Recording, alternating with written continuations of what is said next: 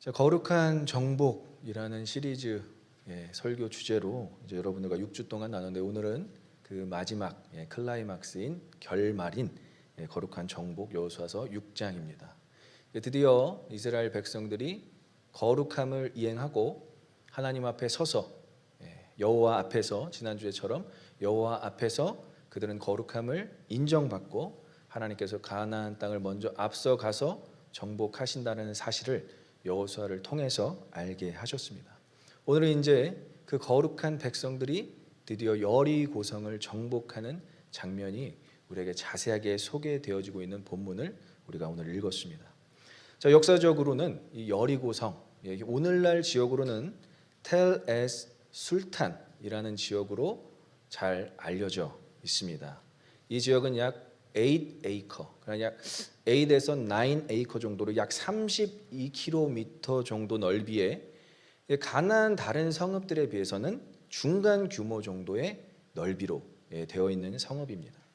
근데 이제 가나안 땅의 출입구를 지키는 성으로, 이 여리고성은 출입구를 지키는 성으로 가장 견고하였다라고 알려져 있어요. 그래서 일반적인 전략, 군사 작전으로는 침입 자체가 불가능했습니다. 그리고 가파른 경사지의 정상 부분에 위치하였기 때문에 올라가기도 쉽지 않은 지역이었죠. 그리고 바위와 같은 장애물들도 35도 각도로 배치되었어요. 자연 장애물, 자연 방해물로 배치되어 있기 때문에 자연 방어벽이 구축되어 있을 만큼 굉장히 견고한 성이었고 뚫고 들어가기가 쉽지 않은 지역적 특색이 있었습니다. 그리고 가장 대표적인 장애물로는 외벽과 내벽, 즉 성벽의 외벽과 내벽이었는데 이중벽으로 이루어져 있어서 내벽은 외벽보다 2배 정도 두꺼운 두께로 되어 있었습니다. 지금으로 따지면 약 4차선 도로의 넓이라고 해도 과언이 아니었습니다. 그래서 요새화된 중요한 부분은 한 7.5m, 높이가 한 7.5m가 됐고요. 넓이, 이 두께는 한 6m가량이 되는 성벽으로 이루어졌기 때문에 결코 뚫고 들어갈 수 없는 그러한 난공불락 요새였다라고 이야기되어집니다. 전쟁에 능한 또 여리고 족속들이 그 안에 살고 있었습니다. 많은 주민들이 살지는 않았습니다. 이 에이커가 얼마나 넓지는 않기 때문에 많은 주민들이 살고 있지는 않았지만 그래도 전쟁에 무지하게 능한 그러한 주민들이 살고 있었다라고 알려지고 있어요. 이렇게 외관상으로만 봤을 때도 이 이스라엘 백성들이 이 여리고성을 정복한다라는 것 자체가 불가능해 보이는 그러한 모습으로 오늘 우리에게 비춰집니다. 오늘날 우리가 정복해야 될 세상, 정복이라는 뜻은 거룩하게 만들어야 되는 그러한 뜻이 있다라고 이야기를 했죠. 우리가 거룩하게 만들어야 될 세상이 때로는 너무 크고 강해 보일 때가 우리에게도 있다는 것이죠. 그래서 우리에게는 때로는 두려움이 앞서고요. 그 땅을 나아가는 데 있어서 먼저 걱정과 근심이 앞설 수 있다라는 것입니다. 지난주에 우리가 묵상했던 것처럼 그 모든 정복에 앞서서 누가 먼저 가신다? 하나님이 먼저 가시기에 우리는 두려움보다는 담대함으로 전진할 수 있는 것입니다. 만약에 그 하나님이 계시지 않다면 우리의 삶은 세상 가운데 매일 절망하고 무너지는 그러한 삶을 살 수밖에 없다는 거예요. 그러한 인생을 살 수밖에 없는데도 불구하고 하나님께서는 우리보다 앞서서 우리가 가야 할 길을 정복하시고 준비하시고 예비해 놓으시는 그러한 하나님이신 줄 믿습니다. 그 하나님이 여러분의 그 가야 할 길을 앞서 가신다라는 그 믿음이 있어야 한다는 것이죠. 그래서 오늘 이 여리고성을 정복하려는 이스라엘 백성들을 속담으로 풀이해보면 마치 계란으로 바위치기를 하는 것과 같다는 것입니다. 예전에 제가 한창 문화 사역을 할 때 이 세상 음악을 하고 싶어하는 멤버가 있었어요. 그 친구에게 제가 왜 그렇게 세상에 나가서 가수가 되고 이제 소위 말하는 이제 일반 가수가 아이돌이 되고 싶다고 저한테 얘기를 했는데 제가 그게 참 이해가 되지 않아서 물어봤어요. 왜 세상에 나가서 아이돌이 되려고 하느냐? 그러니까 지금 이렇게 문화 사역 정말 많은 교회들이 불러주고 또 많은 단체에서 불러줘서 이렇게 활동, 춤과 노래를 할 수 있는 것도 너무나 좋지만 마치 문화 사역을 하는 게 세상에 계란으로 바위치기를 하는 것 같은 그런 느낌이 자꾸 들어서 자기는 이 문화사역이 너무나 싫다, 질렸다라고 표현을 하더라고요. 제가 그것을 듣고 너무나 마음이 아팠습니다. 근데 그때 저에게 하나님께서 주시는 감동이, 그 마음이 그래도 하나님께서 우리에게 계란으로 바위를 치게 하시지 않을까라는 그러한 생각이 들었어요. 그래서 그 친구에게 그렇게 얘기했어요. 우리가 계란으로 바위를 쳐야 바위가 색깔이라도 변하지 않겠냐. 계란으로 치면 자꾸 이렇게 색깔이 변하지 않겠냐. 그리고 그게 깨지던, 그게 산산조각이 나던 그것은 하나님이 하실 일이고 우리는 계속 계란으로 바위를 치더라도 하나님의 말씀에 순종해야 되지 않겠냐. 그렇게 권면을 하니까 그 친구가 다시 의식을 갖고 문화사역에 동참을 했었습니다. 저도 여러분들의 삶이 마치 계란으로 바위치기 하는 것 같은 그런 느낌이 들 때도 있지만 하나님께서 분명히 그 말씀, 계란으로 바위치는 것 같은 그 말씀에서도 하나님은 역사하고 계신다라는 것을 꼭 기억하고 믿었으면 좋겠어요. 오늘날도 여러분들이 이 말씀을 갖고 이제 세상 밖으로 나아갈 텐데 이러한 말씀으로 자꾸 위로받고 우리가 정복해야 될 땅, 거룩하게 해야 될 땅을 하나님께서 분명히 예비해 놓으셨다. 먼저 정복하셨다라는 그 자신감으로 살아내시는 저와 여러분들의 되시기를 간절히 소망하고 축복합니다. 그래서 오늘 이 전략을 보면요, 말 그대로 계란으로 바위치는 전략을 계속 제시하고 있습니다. 8절에 여호수아가 백성에게 이르기를 마침에 제사장 7은 양각 나팔 7을 잡고 여호와 앞에서 나아가며 나팔을 불고 여호와의 언약궤는 그 뒤를 따르며. 전시에 필요한 내용들이 아니라요, 정말 너무나 일반적인 예배를 드릴 때 이렇게 이행하는 그런 어떤 제사 제도를 제시해주고 있어요. 이제 전쟁을 앞두고 이 여리고성을 앞두고 있는데 7 제사장이 7 나팔을 불고 여호와의 언약궤가 뒤를 따르는 이런 모습을 구상하고 있다는 것 자체가 너무나 이해가 되지는 않습니다. 하지만 여기 이제 8절에서 중요한 단어는 바로 지난주에 우리의 설교 제목이었던 여호와 앞에서라는 단어예요. 지금 이 일을 여호와 앞에서 하고 있다는 거예요. 여리고성 앞에서 하고 있는 게 아니라 하나님 앞에서 하고 있다는 것입니다. 그래서 리프네 예흐와 여호와 앞에서 여리고성 정복 작전을 펼치고 있는 모습을 강조하는 단어가 여호와 앞에서예요. 다른 어떠한 그런 내용들도 중요하지만 이 8절에서는 누구 앞에서 이것을 하고 있느냐. 그러니까 여러분들의 삶도 계란으로 바위치기 하는 것 같지만 여러분들은 하나님 앞에서 살아가고 있는 하나님의 자녀들이기에 우리가 낙담하고 실망하기보다 기대할 수 있다라는 것입니다. 그리고 오늘 이 여호와 앞에서 뭘 먼저 하죠? 찬양을 하는 거예요. 이 양각 나팔을 부는 것은 전시에도 활용을 했지만 예배를 드릴 때 가장 많이 사용되는 찬양의 방법이었습니다. 그러니까 이 여리고성을 정복하는 데 있어서 찬양이 너무나 중요하다는 거예요. 이 예배 시간에도요, 여러분, 찬양 시간이 너무나 중요합니다. 믿으십니까? 이 찬양 시간을 여러분들이 놓치지 않았으면 좋겠어요. 저희 교인들은 너무 이 찬양 시간을 사모하는 마음들이 있습니다. 제가 이민교회에서 한 10년 정도 찬양 인도를 했는데 이 찬양 인도하는 이 시간을, 찬양하는 이 시간을 준비 찬양이라고 말씀하시는 분들이 있더라고요. 저도 그때는 이제 혈기가 왕성해서 막 그 어른하고 막 이렇게 좀 실갱이가 있었는데 너무나 기분이 안 좋더라고요. 준비 찬양? 준비 찬양. 그리고 어떤 교회를 가니까 이 찬양하는 시간이 교회 주차를 하는, 차들이 주차를 하는 시간으로 배정을 해놨더라고요. 예배 시간 15분 전에. 그것도 저는 너무나 충격이었습니다. 여러분, 찬양하는 순간, 찬양하는 그 시작에서 예배는 시작되는 것입니다. 찬양과 예배는 떼어놓을 수가 없어요. 찬양부터가 예배의 시작이에요. 오늘 그것을 정확하게 이야기해주고 있어요. 여리고성 정복에 앞서서 이들은 예배하기 시작하는데 예배의 가장 중요한 요소가 찬양이었다라는 거예요. 그래서 여러분, 찬양팀 오늘 이제 서 있는 분들은 7명이고 여기 빛과 어둠이 빛이 하나도 안 들어오는 드럼에 앉아 있는 분까지 8분이신데 8분을 위해서 여러분들 기도 많이 해주셔야 됩니다. 이들이 앞서 전진하지 않으면 이 전쟁 자체가 불가능하다라는 거예요. 그래서 이들이 선포하는 찬양, 물론 우리 회중들도 함께 찬양하지만 이들이 앞서 나가서 찬양하는 곳에서 하나님의 임재가 임하게 되는 줄 믿습니다. 이 찬양팀을 위해서 여러분들 기도도 많이 해주시고요. 토요일 날 모여서 이제 연습하거든요. 저희 이 본 교회에서. 여러분들 뭐 집에서 또 먹었던 함께 나눠 먹을 수 있는 어떤 과일이나 이런 것들 함께 또 공유한다면 우리 찬양팀 더 힘내서 열심히 찬양할 거라고 생각해요. 우리 찬양팀을 위해서 우리 매주 뭐 박수를 치고 격려를 해줘도 모자라지만 한 번 더 우리 한번 찬양팀을 위해서 박수와 격려로 나아가겠습니다. 그래서 이 방법은 여호와 앞에서 진행하는 방법, 너무나 중요한 거죠. 본문 10절에서는 여호수아가 백성에게 명하여 이르되 이러한 방법을 제시합니다. 너희는 외치지 말며 너희 음성을 들리게 하지 말며 너희 입에서 아무 말도 내지 말라. 그리하다가 내가 너희에게 명령하여 외치라 하는 날에 외칠지니라. 한마디로 이 여리고성을 도는데 하루에 한 바퀴 도는데 아무 소리도 내지 말라. 아무 말도. 사람이 낼 수 있는 말 아무 말도 내지 말라는 거예요.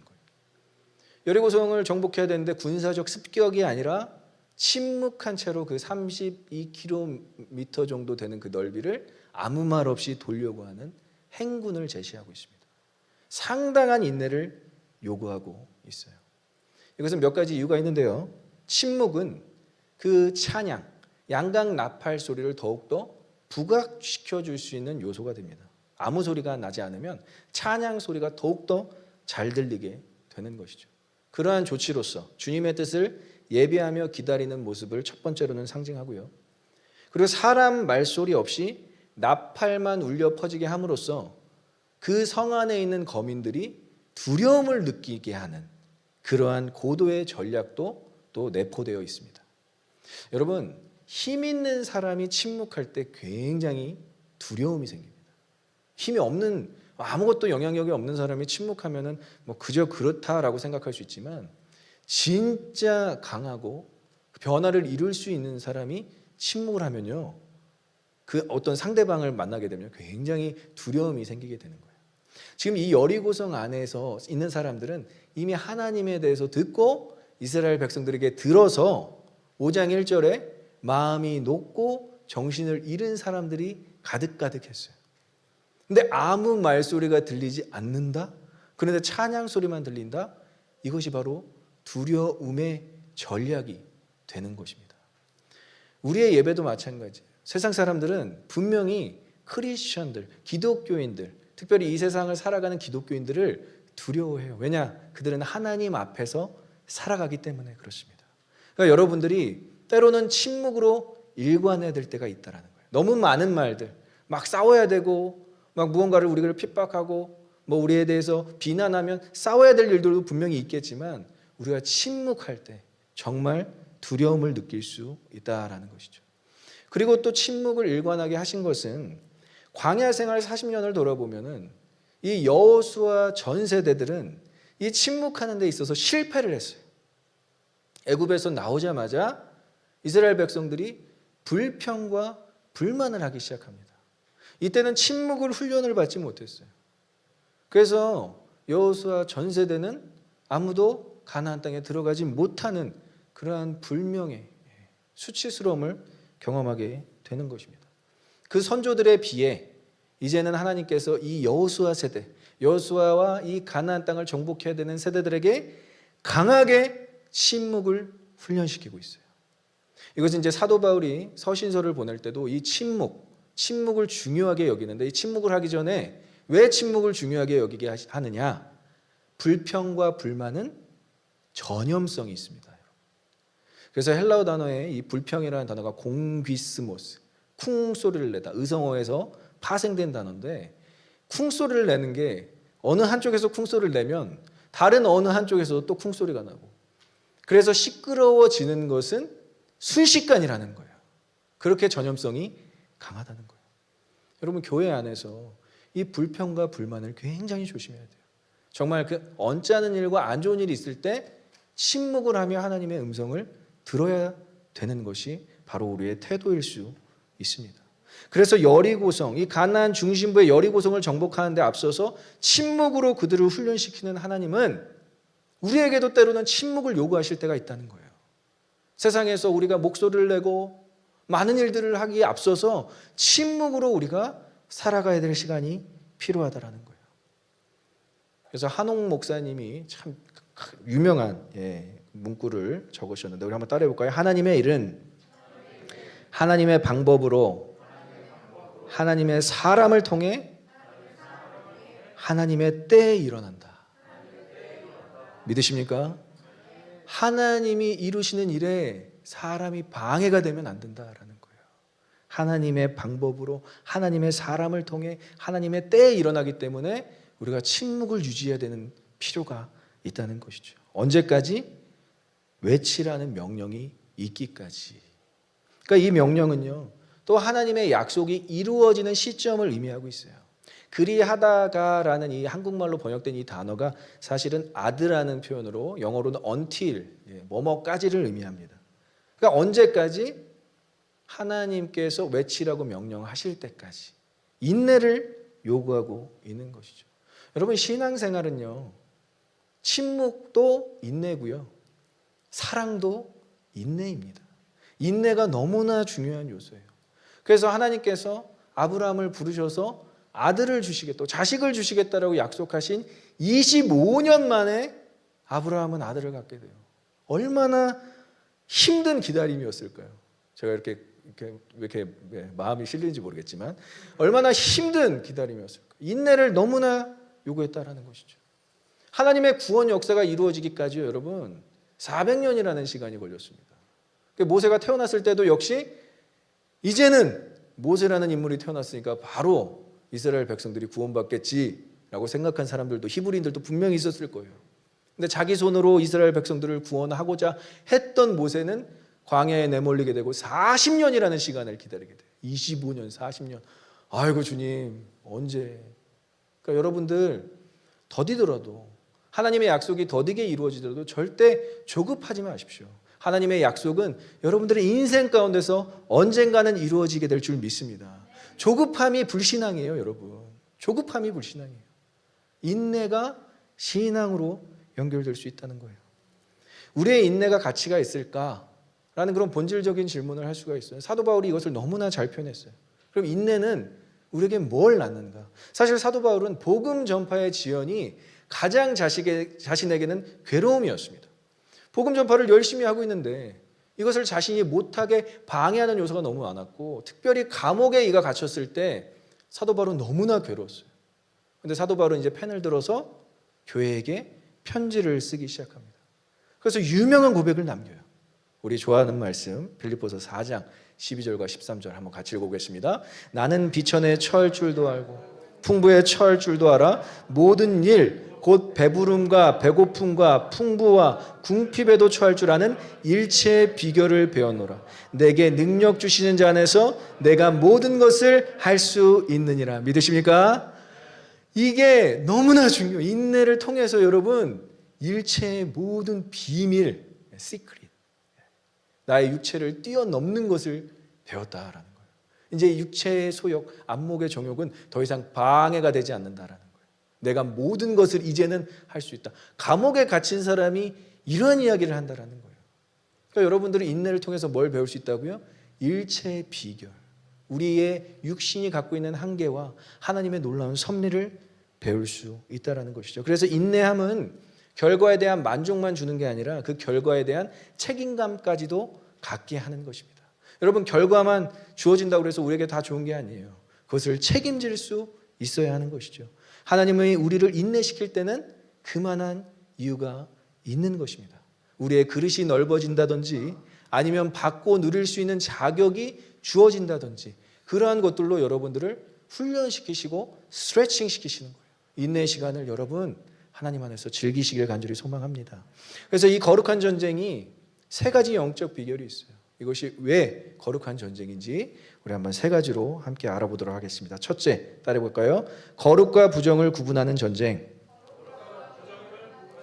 우리 11절 한번 같이 읽어보겠습니다. 여호와의 궤가 그 성을 한번 돌게 하고 그들이 진영으로 들어와서 진영에서 자니라. 여기서 굉장히 중요한 단어, 성과 진영입니다. 여러분 잘 들으셔야 돼요. 이 진영은 영어로 캠프, 더 캠프고요. 성은 더 시티입니다. 영적인 철저한 구분 관계가 있어요. 거룩과 부정의 긴장 관계를 제시해 주기 위해서 일부러 성을 강조했고요. 그리고 진영을 2번이나 제시해주고 있습니다.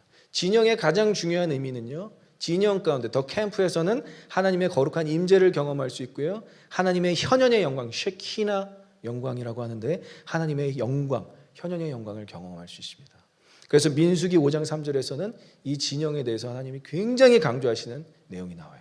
남녀를 막론하고 다 진영 밖으로 내보내어 그들이 진영을 더럽히게 하지 말라. 내가 그 진영 가운데 거하느니라 하시매.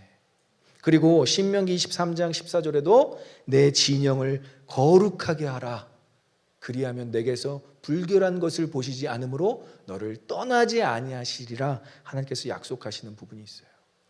이 진영은요, 여러분들의 집, 여러분들의 예배의 장소를 의미합니다. 그리고 교회, 우리가 재정비, 우리가 다시 영적 충전을 받아야 되는 회중을 의미하고 있어요. 그러니까 이게 굉장히 재밌는 게 뭐냐면 지금 이스라엘 백성들은 여리고 성을 못 들어가는 모습으로 우리가 생각하지만 그게 아니에요. 여리고 성이 하나님의 진영에 참여하지 못하는 모습으로 우리가 봐야 돼요. 하나님의 진영이 큽니까? 여리고 성이 큽니까? 당연히 하나님의 진영이 더 크고 위대한 거예요. 하나님이 함께 하시는 곳이 가장 위대하고 큰 곳인 줄 믿습니다. 여러분들의 집, 여러분들이 예배하는 장소가 가장 크고 위대하신 거예요. 왜? 하나님이 크고 위대하시기 때문에 그렇습니다.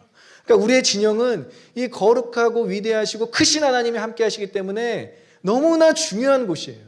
성하고는 비교할 수가 없어요. 근데 우리는 자꾸 성의 마음을 둬요. 애굽의 마음을 둔다고요. 더 city, 화려하고 무언가 이루어지는 저 성을 보면서 우리가 나아가는데 아니에요. 여러분들이 진짜 중요하게 여겨야 되는 곳은 더 캠프, 진영이라는 것이죠. 그래서 지금 이스라엘 백성들이 여리고성에 들어가지 못하는 게 아닙니다. 여리고성 사람들이 그 옹골한 그 자만한 성벽으로 인해서 하나님의 진영을 보지 못하는 영적 무지함을 이 본문에서 제시해주고 있어요. 너무나 안타까운 거예요. 라합이라는 여인만 이것을 보고 있죠. 그래서 구별된 하나님의 거룩한 장소는요, 이 진영, 더 캠프는 하나님의 거룩한 백성들만 거할 수 있다는 것을 이야기해주고 있는 것입니다.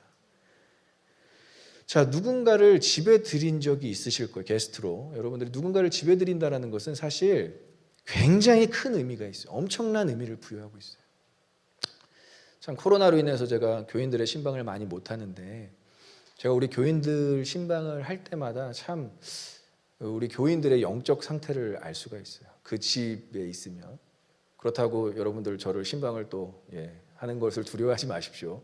근데 집이 영적인 공간이기 때문에 그것을 숨길 수가 없어요. 그래서 제가 뭐 냉장고를 열어봐서 여러분들 뭐 이렇게 안 좋은 음료가 있다든지 이런 걸 확인하려고 하는 것이 아니라 그 전반적으로 느껴지는 그 영적 분위기가 있다는 거예요. 그래서 누군가를 집에 들여오고 누군가를 집에 초대한다는 것은 사실 굉장한 엄청난 의미가 있습니다. 나의 모든 것을 다 보여줄 수 있는 관계를 의미하기도 해요. 그럼 이 집이라는 공간 가운데 여러분 영적 재충전이 일어나야 되고요. 육적인 피로회복이 일어나야 되고요. 영육 간의 재정비가 일어나야 되는데 집에 가면 죄 지을 수 있는 수많은 것들이 다 깔려있고 그냥 뭐 하나님과 교제할 수 있는 아무런 그런 부분들이 없다면요, 여러분 세상에 나가서 더 시리에 나가서 우리가 아무것도 거룩하게 정복할 수 없다라는 것을 의미합니다. 여러분 집은 너무 중요해요. 그래서 부부 생활 가운데서도 이 집이 주는 이 역할이 너무나 큽니다. 부부 관계가 좋으면요, 여러분 성을 정복하는 데 어려움이 없어요.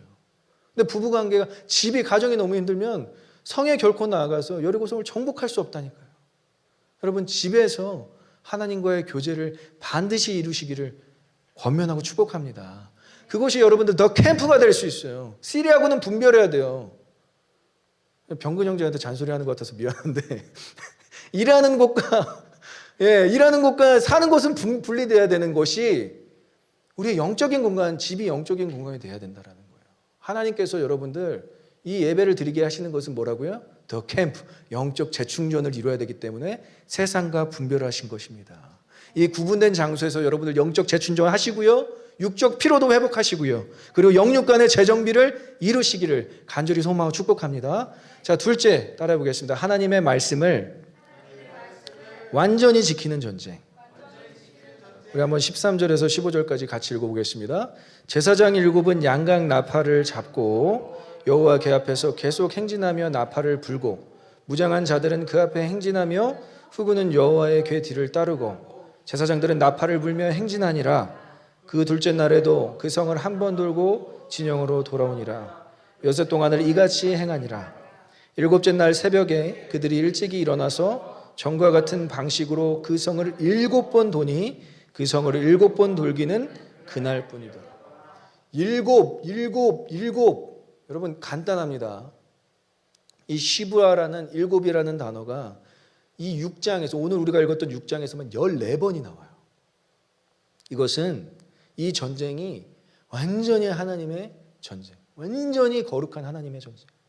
다른 전쟁은요, 여러분, 이 후에 나오는 전쟁들은 이제 여호수아와 그 다음 세대죠, 모세의 다음 세대들, 선조들의 다음 세대들, 여호수아 세대들이 칼을 들고 전쟁을 해요. 근데 이 여리고성 전쟁만큼은 완전히 하나님께서 주관하시는 전쟁으로 나와 있습니다. 그래서 일곱을 강조하면서 궤 앞에서 누가 서 있죠? 양각 나팔을 들고 있는 일곱 제사장들의 정확한 위치를 선정해주고 있는 전쟁입니다. 그러니까 이 아까 제가 얘기했듯이 이 찬양팀의 이 위치가 너무나 중요해요. 앞에 서 있다라는 거예요. 무엇을 의미하죠? 죽을 수도 있다는 거예요. 죽을 수도.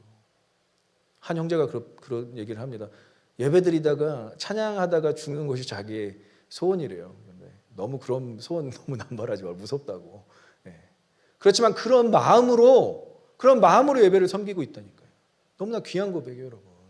찬양팀이 맨 앞장서서 예배를 주관하고 있는 거예요. 근데 감사하게도 그 앞을 또 지켜주는 무장한 병력들이 배치됩니다. 몇 명이 배치되어 있는지는 몰라요. 그러나 그 찬양팀, 그 제사장들을 지켜주는 무장한 병력들이 앞에 배치되고요. 그 다음에 뒤에 따라오는 후군들이 또 따라오고 있습니다. 많은 숫자였어요. 이스라엘 백성들은 생각보다 많은 숫자들이 이 행군에 참여했습니다. 근데 그 많은 숫자들이 이 똑같은 일을 6일 동안 반복한다는 것은 고도의 인내가 필요하다라는 것이죠. 자, 6일 동안 한 번씩 돌고 7일 동안에는 몇 번 돌았다고 되어 있죠? 7일째는 7번 돌았다라고 나와 있어요. 그러니까 정말 많은 숫자를 돌았다라는 것이죠. 그러니까 7일 되는 날에 특별히 그 날에만 그곳을 7번 돌았다라는 것은 7일 동안의 모든 일들이, 그 7일 안에 모든 일들이 하나님께서 이루실 모든 일들이 준비되어 있다라는 것을 의미하는데 7일은 그 날을 의미하는 것입니다. D-Day. 우리가 뭐 시험 날짜를 표시해 놓거나 아니면 뭐 결혼식 날짜를 표시해 놓거나 아니면 우리가 시험 날짜를 표시해 놓거나 바로 그 날이라는 거예요. 여러분, 그 날에 하나님의 카이로스를 더욱더 경험해야 돼요. 이것이 나의 시간이 아니라 하나님의 시간 안에서 이루어진다는 것을 더욱더 강조하기 위해서 여러분들은 이 날에 더욱더 하나님께 집중하여야 됨을 오늘 본문에서 이야기해주고 있는 것입니다. 그래서 하나님의 백성이 이룰 수 있는 거룩의 모든 것들을 다 쏟아부는 거예요. 완성, 성취, 종결, 거의 모든 것들을 다 쏟는 것이 바로 여리고성을 7번 돌고 또 7일째는 7번 더 도는 그러한 형태로 이루어지고 있다는 것이죠. 자, 우리 한번 따라해 볼까요? 구원은 하나님의 전적인 은혜이다. 하지만 정복은 믿음의 순종에 의해 이루어진다. 믿으십니까? 구원은 전적인 은혜예요, 여러분. 구원을 내가 받고 싶어서 받았다라고 생각하는 분은 아무도 없어요. 그리고 그렇게 얘기해서는 안 돼요. 하나님께서 여러분들을 구원하신 줄 믿습니다. 그것이 은혜예요, 여러분. 은혜예요. 하나님께서 여러분들을 구원하셨어요. 믿으십니까? 그것은 전적인 하나님의 은혜예요. 그런데 정복은요, 우리가 거룩하게 만들어야 될 이 세상을 정복하게 만들어야 될 그 사명은요, 우리의 믿음의 순종에 의해서 이루어진다라는 거예요. 그래서 하나님께서 여러분들을 보내실 때는 반드시 순종이 요구됩니다. 하나님, 내가 이 학교 가야 되나요? 하나님, 내가 이 직장 가야 되나요? 하나님, 내가 정말 이 가정 돌봐야 되나요? 하나님, 내가 정말 이 자녀들 내가 정말 양육해야 되나요? 이런 모든 것들에 의해서는 다 여러분들의 순종이 요구된다라는 것이죠. 근데 여러분들의 순종을 요구하시지만 최종적으로는 여러분들의 구원을 완성하기 위한 하나님의 큰 그림으로 우리가 볼 수 있다라는 것입니다. 그래서 빌립보서 2장 12절에 구원받은 우리가 사도 바울이 권면하는 것을 우리가 귀 기울일 필요가 있어요. 그럼 같이 읽어보겠습니다. 그러므로 나의 사랑하는 자들아, 너희가 나 있을 때뿐 아니라 더욱 지금 나 없을 때에도 항상 복종하여 두렵고 떨림으로 너희 구원을 이루라. 믿으십니까? 우리가 구원을 이루어야 된다라는 거. 이것은 sanctification, 성화예요. 구원받고 끝! 이게 아니라 우리가 두렵고 떨림으로 우리의 구원을 이루어야 된다는 거. 이것은 여러분들의 유익입니다. 여러분들을 괴롭게 하고 여러분들을 힘들게 하고 여러분들의 짐을, 종교적인 짐, 자오력 구원이라는, 행위 구원이라는 그 짐을 지어주기 위해서가 아니라 구원의 감격, 구원의 기쁨을 이 땅에서도 누리게 하심인 줄 믿습니다. 그래서 구원을 이루라는 말이 구원을 누리라. 하나님께서 하신, 하나님께서 완전히 전적으로 이루신 구원을 너의 삶 가운데서 누려라 라는 표현인 것입니다. 그래서 행군 중에 여러분, 이스라엘 백성, 그 많은 이스라엘 백성들이 얼마나 이게 궁금했을까요? 이게 도대체 뭐 하는 건가요? 왜 이렇게 돌고 있나요? 32km 넓이나 되는 이 성을 왜 우리가 의미 없이 돌고 있을까요? 아무 소리도 내지 않고 여리고성이 무너지는 데까지, 외치기 전까지 이스라엘 백성들은 돌고 있다라는 것이죠. 불편하고 쉽지 않은 여리고성 행군 같은 우리의 신앙의 여정이 될 수 있지만 우리에게 필요한 것은 뭐다? 약속의 말씀을 끝까지 붙들고 지켜 행하는 것인 줄 믿습니다. 그래서 하나님께서는 여러분들에게 어떠한 무게, 어떠한 짐을 지어주기 위해서 하신 것이 아니라 하나님의 구원 역사를 우리를 통해서 이루시기 위해서, 우리가 그 구원을 날마다 즐거워하고 기뻐하게 하기 위해서 우리에게 구원을 이루라고 말씀하시는 것이죠. 자, 셋째, 우리 한번 따라해 보겠습니다. 이미 승리했음을 선포하며 기뻐하는 전쟁. 이 전쟁은 이제 이미 승리했음을 선포하며 기뻐하는 전쟁. 이미 승리했다. 자, 16절 같이 읽어보겠습니다. 일곱 번째 제사장들이 나팔을 불 때에 여호수아가 백성에게 이르되 외치라, 여호와께서 너에게 이 성을 주셨느니라. 아멘. 이제 7번을 다 돌았어요. 그 아침에는 일찍 일어나서 특별히 그 넓이 여리고성을 돌기 위해서 일찍 일어나서 7번을 다 돌았고요. 7번을 딱 돌았을 때에 이제 여호수아가 백성에게 외치라, 이 성을 너에게 주셨느니라. 자, 외치다라는 표현, 루아라는 표현이 예레미야서 50장 15절에도 동일하게 나와 있는데 이것은 전쟁의 외침과 동시에 승리의 외침을 외치고 있는 거예요.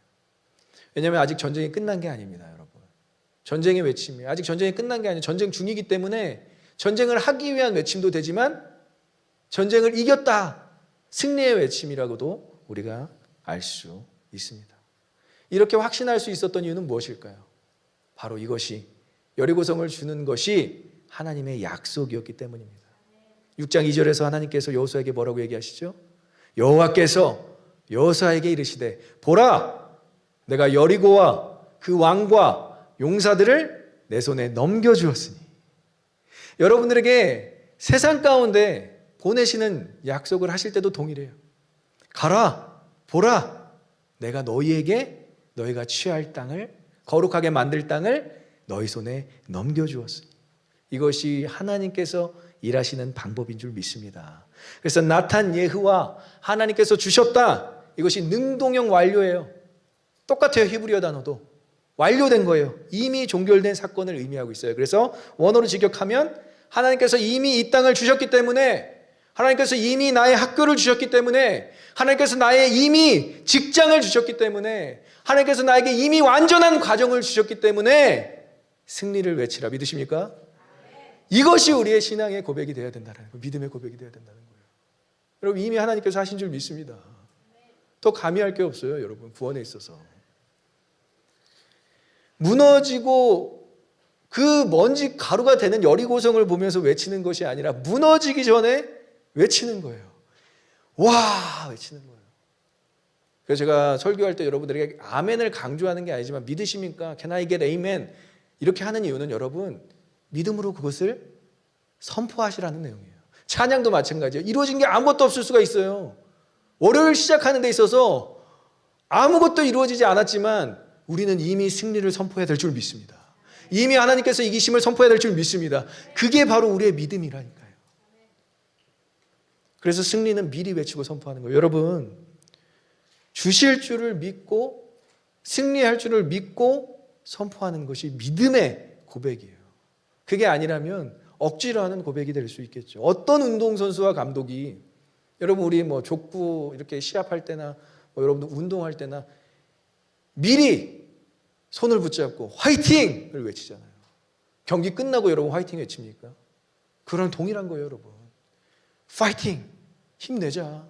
우리 이미 이겼음을 선포하자라는 것이 우리의 신앙 고백, 믿음의 고백이 될 수 있다는 거예요. 특별히 우리가 이 신약 시대를 살면서도, 이게 구약 시대죠. 여리고성을 점령하는 건 구약 시대지만 신약 시대를 살면서도 우리가 이렇게 이미 승리를 선포할 수 있는 이유는 무엇입니까?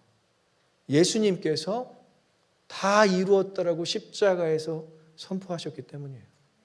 요한복음 19장 30절에 주님께서 십자가에 달리셔서 물과 피를 다 쏟으실 때 테텔레스타이, 그걸 들은 사람들이, 믿지 않는 사람들, 신앙이 없는 사람들은 웃었을 거예요. 야, 저 패배자가 무슨 저게 말도 안 되는 소리야.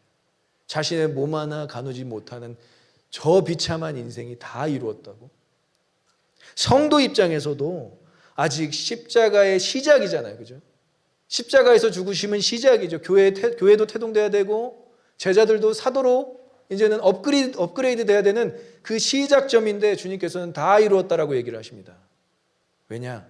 하나님의 시점에서는 이미 다 이루어진 구원 역사이기 때문에 다 이루었다를 선포하시는 것이죠. 그래서 이 십자가의 승리가 여러분들의 승리인 줄 믿습니다. 죽음을 이기시고 부활하신 주님께서 우리에게 그 승리를 허락하신 줄 믿습니다. 더 이상 죽음과 두려움은 우리의 대적이 될 수 없다라는 거예요. 그 승리를 우리에게 주셨는데 언제까지 패배자로 사시겠습니까?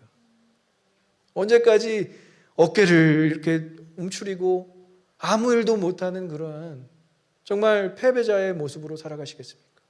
주님께서 두 팔을 벌리시고 다 이루었다, 내가 너에게 다 줬다 라고 말씀하시는 그 주님, 십자가 도상에서 그렇게 우리에게 말씀하시는 주님을 묵상할 때마다 우리가 승리를 확신하시길 간절히 소망하고 축복합니다. 그것이 우리의 신앙생활이 되어야 된다는 것이죠. 말씀을 맺겠습니다. 거룩한 정복은 거룩의 실천에서 거룩의 결과까지 과정을 경험하는 거예요. 근데 거룩의 과정은요, 인내가 필요해요. 인내가. 믿으십니까? 그 인내의 열매 가운데 여러분들은 더욱더 성숙하게 되고요, 하나님께서 주시는 것을 fully, 완전히 받아 누릴 수 있는 상태에 이르게 될 것입니다. 그리고 거룩의 결과는 만물의 주인이신 그분께서 거룩해진 모든 것을 여러분들에게 주실 거예요. 믿으십니까? 여러분들에게 주시고 허락하시고 손에 넘겨주실 때 주님 그렇습니다, 나는 이미 승리했습니다, 받은 줄로 믿습니다 선포하시는 저와 여러분들 되시길 간절히 소망 축복합니다.